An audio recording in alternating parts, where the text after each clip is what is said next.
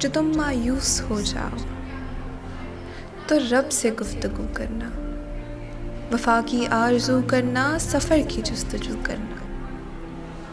ये अक्सर हो भी जाता है कि कोई खो भी जाता है, मुकद्दर को बुरा जानोगे तो ये सो भी जाता है।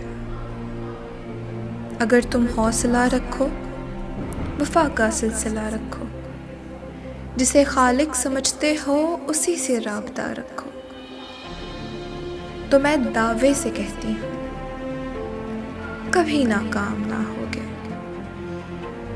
जो तुम मायूस हो जाओ तो रब से गुफ्तगू करना, वहाँ इंसाफ की चक्की ज़रा धीरे से चलती है, मगर चक्की के पार्ट में बहुत बारीक पिसता है।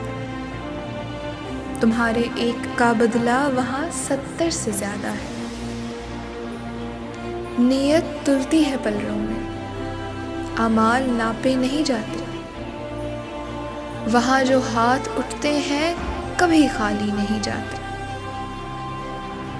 ज़रा सी देर लगती है मगर वो दे के रहता है। जो तुम मायूस हो जाओ तो रब से गुफ्तगू करना, वफा की आरज़ू करना, सफ़र की जुस्तजू करना।